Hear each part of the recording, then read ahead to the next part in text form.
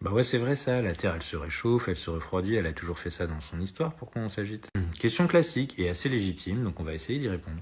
Si tu as l'impression que l'écologie est une imposture, je peux comprendre, ça veut probablement dire que t'as pas encore assez de certitude et ça veut probablement dire que t'as pas encore assez creusé la question, ce qui est super ok. Déjà, je vais te répondre sur la question climatique. Quand on parle de période chaude et froide de la planète, on parle du climat de la planète et pas de l'écologie qui est beaucoup plus large. Dans l'écologie, tu vas avoir la biodiversité, tu vas avoir tout un tas d'autres champs d'application qui sont pas le climat. Même si évidemment, tous les champs de l'écologie sont liés entre eux. Bref, notre planète, dans son histoire, elle a connu des cycles chauds, des cycles froids. On parle d'ère glaciaire, interglaciaire, sans que l'homme n'y ait été pour rien, effectivement. L'ordre de grandeur des changements entre ces cycles-là, c'est la dizaine de milliers d'années. Retiens ça, 10 000 ans, c'est important pour la suite. La question c'est, est-ce que là, c'est vraiment l'homme qui réchauffe la planète et est-ce que c'est pas un cycle naturel? En fait, il faut se rendre compte de l'échelle de temps justement dont on parle là pour le réchauffement actuel. On parle de réchauffement à l'horizon 2100 et dans le pire des scénarios, on parle d'un réchauffement de 5 degrés. Est-ce que c'est beaucoup 5 degrés? 5 degrés, typiquement, c'est la différence entre l'ère glaciaire dont on sort, qui était là il y a 20 000 ans, et notre ère actuelle. Donc c'est énorme. Dans la dernière ère glaciaire, il y avait 3 km de glace au-dessus de la Finlande et de la Norvège.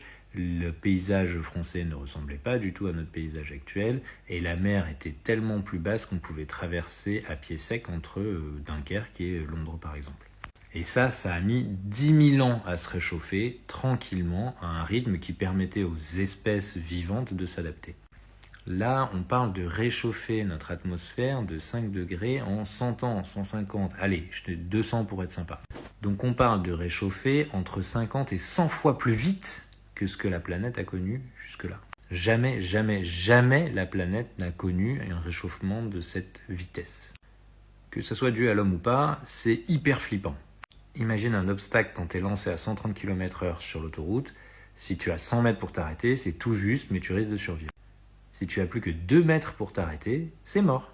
C'est de ce genre de différence de vitesse dont on parle. Et il reste une question, mais est-ce que c'est l'homme qui est à l'origine?